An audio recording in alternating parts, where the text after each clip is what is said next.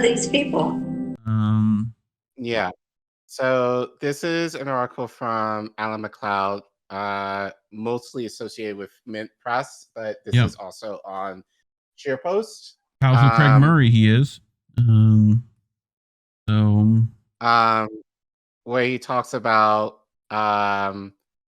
how mainstream media is pushing fake Palestine stories. So so basically this is what he goes into. So we might as well just get right into it. And I'm sure a lot of you can comment on this as well, and please do. In the comments below, like what false Palestine narratives you've seen online or otherwise. But now for this, I'm probably going to censor myself for certain words because just as a claim here, I don't want us to possibly get dinged on YouTube, or so I'm just a little paranoid. So certain words I might censor. But those of you, at least if you're watching, you can read the word. So, and some of you might be able to figure out the wording. So just to give you guys a heads up there. But anyway, after Hamas launched a surprise attack on Israel, IDF forces responded with airstrikes leveling Gazan buildings. The violence so far has claimed the lives of more than 2,500 people. Western media, however, show far more interest and have much greater sympathy with Israeli dead than Palestinian ones, and have played their usual role as unofficial spokespersons for the IDF. One case in point is a claim that during their incursion into southern Israel, Hamas fighters stopped to round up, kill, and starts with M, 40 Israeli babies, be them, and leaving their bodies behind. The extraordinary assertion was originally reported by the Israeli channel. Can you zoom in, please? Just yes, I-24. Yeah, I-24 News, which based it upon anonymous Israeli military sources. Despite offering no proof whatsoever, this highly inflammatory claim about enemy made by an active participant in a conflict was picked up and repeated across the world by a host of media, in the United States by Fox News, CNN, MSN, Business Insider, and the New York Post. I mean, you name it, they're doing it. I've yet to see one that isn't. So, meanwhile, the front pages of the UK's largest newspapers were festooned with the story. The press outraged at the atrocity and invited their readers to feel the same way. Extraordinary claims should require extraordinary evidence, and a story like this should not have been met with serious skepticism. Should have been met with serious skepticism, given who was making the claim. The first question to any reporter should have asked was, where is the evidence? Given multiple opportunities to stand by it, the IDF continually distanced itself from the claims. Nevertheless, the story was simply too useful not to publish. So as you can see here, these are some of the titles. I'm not going to read them all, but yeah, people can see them. They can pause and read if they want. Yep. Media across the Western world were quick to run headlines stirring outrage over the unsubstantiated claims. The D-baby narrative was so popular that even President Biden referenced it, claiming to have seen confirmed images of Hamas killing children. Come on, this man. claim, however, was hastily retracted by its handlers at the White House. Yeah. That Biden was referencing the I-24 news report. The orderlies at the nursing facility had to say, no, he didn't really. No, the fucking, you know, he didn't have his stuff stolen by the cleaning lady. Like that's, you know, he didn't see that. That didn't happen. The story looked even more like a piece of cheap propaganda after it was revealed that the key source for the claim was Israeli soldier David Ben Zion, an extremist settler who had indicted race riots against Palestinians earlier this year, described them as animals with no heart who need to be wiped out.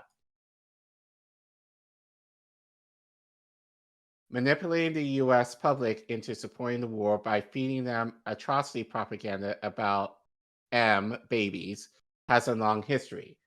In 1990, for instance, a girl purported to be a local nurse was brought before Congress, where she testified that Iraqi dictator Saddam Hussein's men had ripped hundreds of Kuwaiti babies from their incubators and left them to die.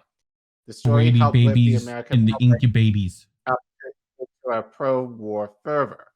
It was later revealed that it was a complete hoax dreamed up by a public relations firm. I think a lot of you might know that story. You remember the public relations firm? Because that's what I forget. Like, no, that's an important thing to like know. If you do know in the comments, but this was but I should have actually got that clip if I thought of it. But I think most of you, if you were around this time, or at least are somewhat familiar with the story in dealing with you know, the Gulf all War. that was a lie. All the information they had was a lie, which we've covered the failure of imagination line that they've been using amongst this, you know, trying to equate this Hamas attack with their own Israel's 9/11, you know? Right.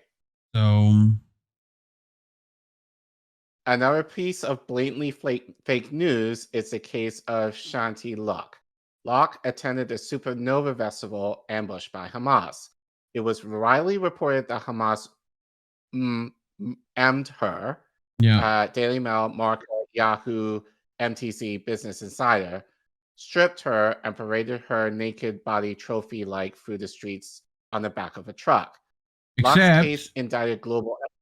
That video was of a Syrian woman that we funded the terrorists that did that.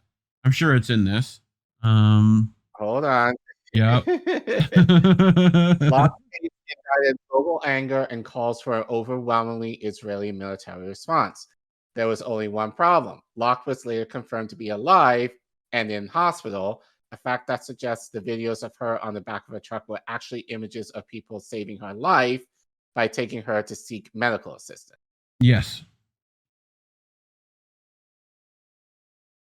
Few of the outlets irresponsibly published these widely incendiary stories had printed apologies or even retraction. The Los Angeles Times was one exception. After publishing a report claiming that Palestinians had armed Israeli civilians, it later informed readers that such reports have not been substantiated. Yep. Few readers, however, see these retractions. Instead, they are left with visceral feelings of anger and disgust towards Hamas, priming them to support Western military action against Palestine or the wider region. In case their audiences did not get the message, op-eds and editorials in major newspapers hammered home this idea. The Wall Street Journal ran an op-ed entitled "The Moral Duty to Destroy Hamas," which insisted to readers that Israel is entitled to do whatever it takes to uproot this evil, depraved culture that resides next to it. Thus, the outlet implicitly gave Israel a free pass to carry out whatever war crimes it wished upon the civilian population, whether that is using banned chemical weapons, or cutting off electricity and water, or targeting ambulances or United Nations officials. Yep. So this is an example from BBC. More than 500 people have died in Gaza after Israel launched massive predatory airstrikes, according to Gaza's health ministry. More than 700 people have been killed in Israel since Hamas launched its attacks on Saturday. Follow the latest article. So it gives the impression that die gives the impression of natural causes, so more passive versus. But 700 have been killed. Killed, which is more active. They're also look at the numbers. They're trying to say that Hamas killed more Israelis than Israel Right. killed Gazans, which is definitely not the case. Right. So, like, they're underreporting the numbers on that by a lot. Right. Um, Right. Even with that sentence, 5 have died in Gaza after Israel launched massive retaliatory airstrike. Yeah. Like, you know, they didn't die; they were killed. Right. So, Yep. you know, They fell over. you know, right. So, but just kind of lessen the blow that it gives the subtle feeling of, oh, you're not going to think of it. So that's right. the point that Alan is trying to make I here. mean, they're also going with the "they were dead when I got here" excuse. Right. I'm surprised they don't try to make a glove not fit. You know. So. Right. So, and he does mention my point, kind of what we just talked about, that the BBC told its readers that Israelis have been killed while people immediately died, removing any agency from its perpetrators and almost suggesting their deaths were natural. The National Review's editorial board was of similar mind, saying that Israel needs a long leash to destroy Hamas. This long leash, they explained, meant giving Israel far more time to carry out the destruction of Gaza. Western leaders will have to refrain from criticizing Israel or calling for calm and peace. The message was clear. International unity was paramount at this time. Mere trifles such as war crimes must be overlooked. And while Israel and its people were treated with special sympathy, i.e., Washington Post, the other side was written off as bloodthirsty radicals. While the phrase Palestinian terrorists could be found across the media spectrum, Fox News, New York Post, New York Times, its opposite, Israeli terrorists, was completely absent from corporate media. This, despite casualties on the Palestinian side outnumbering Israelis. Scroll down, please. Yep. Underlying the fact that Israeli lives are deemed more important is the way in which deaths are reported from each side are reported. The BBC, for example, told its readers that Israelis have been killed. Oh, I read. Oh, was that repeated? No, it's just they're repeating the fact. Fact. Okay. So we don't have to read that again. Missing from most of the reporting was the basic factual background of the attack. Few articles mentioned that Israel was built upon an existing Palestinian state and that most of the inhabitants of Gaza are descended from refugees ethnically cleansed from southern Israel in order to make way for a Jewish state. Also left unmentioned was that Israel controls almost every aspect of Gazians' life. This includes deciding who can enter or leave the densely populated strip and limiting the import of food, medicine, and other crucial goods.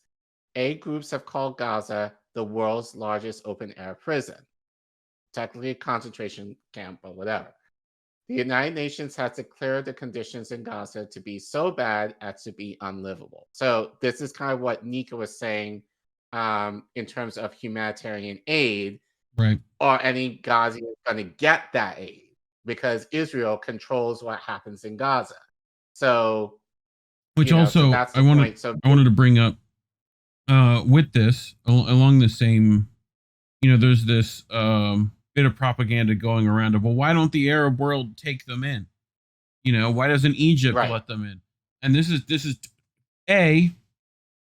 why would the Egyptians want the Palestinians to leave their homeland and come to Egypt? Like, if anything, they're going to support to Palestine from Egypt, which they are doing. Right. We've seen them do it, literally walk across the border, which is being bombed. Like, they are bombing their way. Like, the only humanitarian corridor, they're bombing, blaming it on Hamas. Right, but it's the idea of, like, you take over my house, and I'm supposed to leave with my cousins in another house. Right. Why would I want to do that when I want my own house? Collin, there's another border you could accept Palestinians through. You know what that border is called? The Israeli border. Right. You could just let them let them go through your country. And like, it's Israel going, no, well, why doesn't Egypt? Bro, you have a lot more border than Egypt does.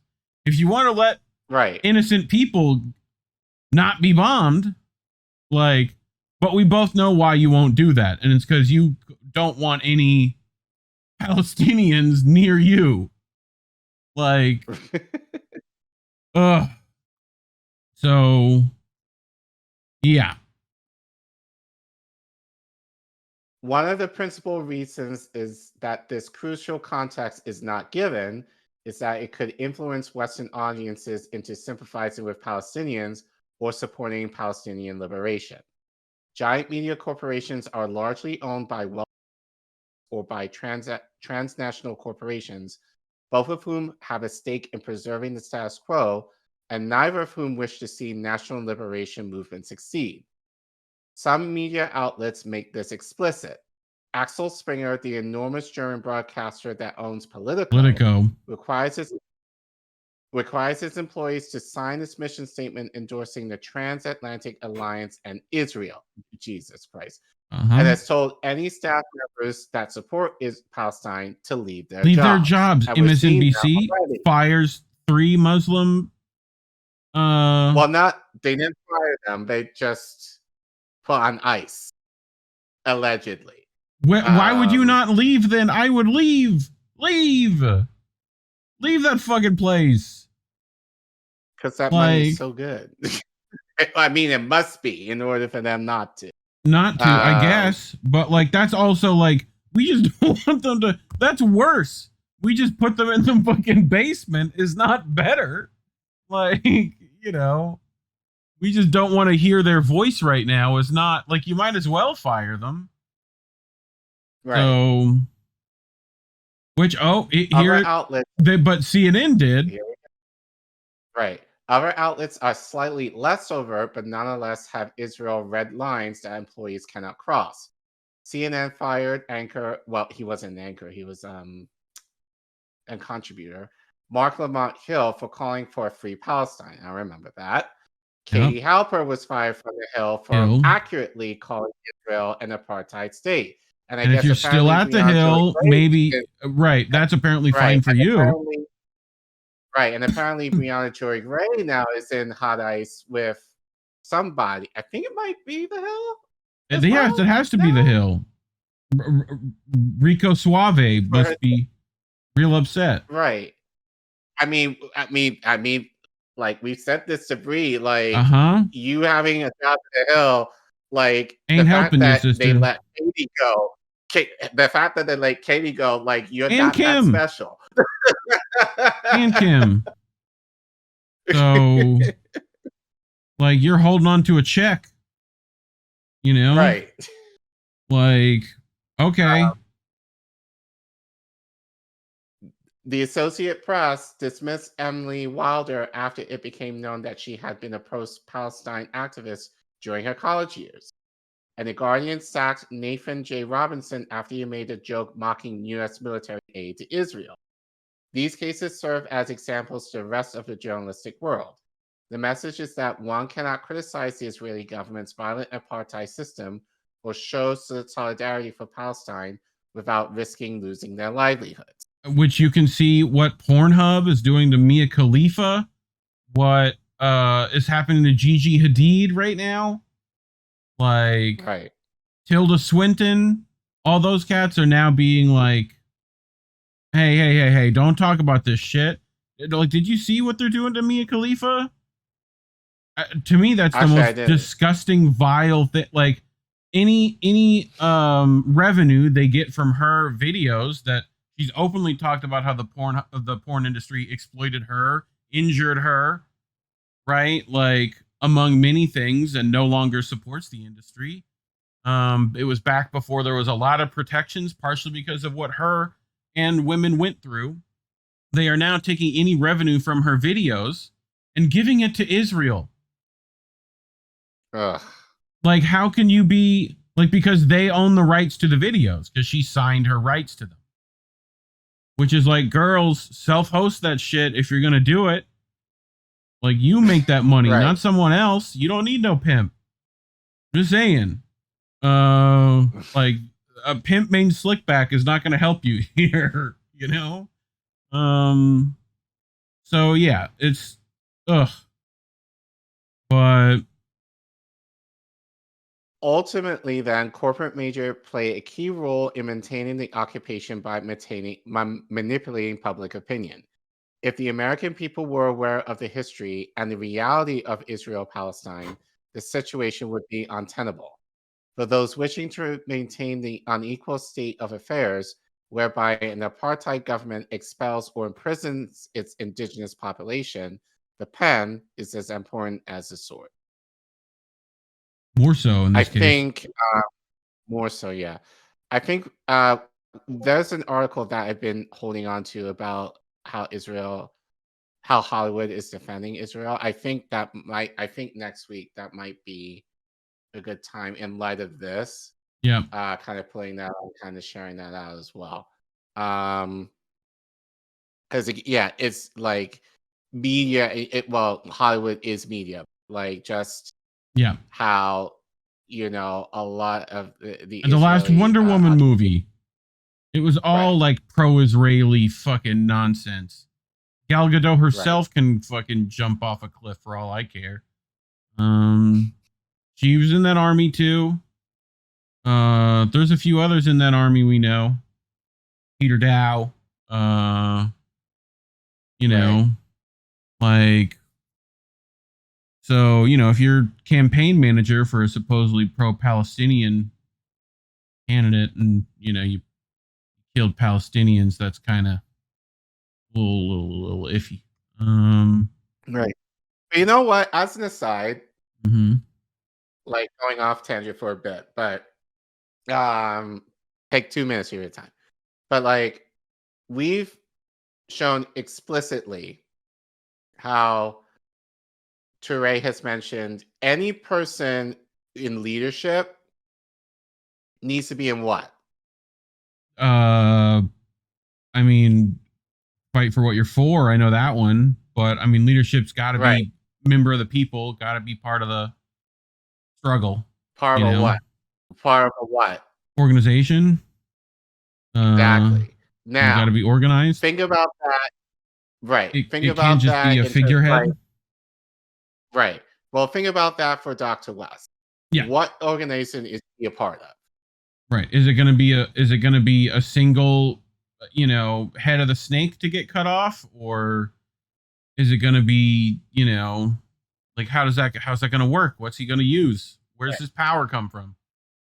Right. But I think, the idea is that who's going to keep you accountable? Where essentially, like the idea that what I was saying, in terms of organization is what are your principles? What do you stand for?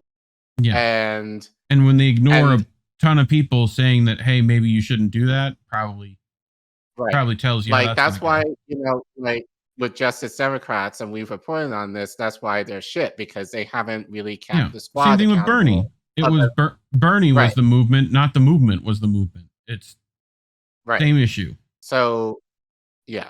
So different, but yeah, extensions of our two-party system. Yay! Nothing like electoralism being fucking dog shit. Anyway, sorry if you're offended, but also not sorry.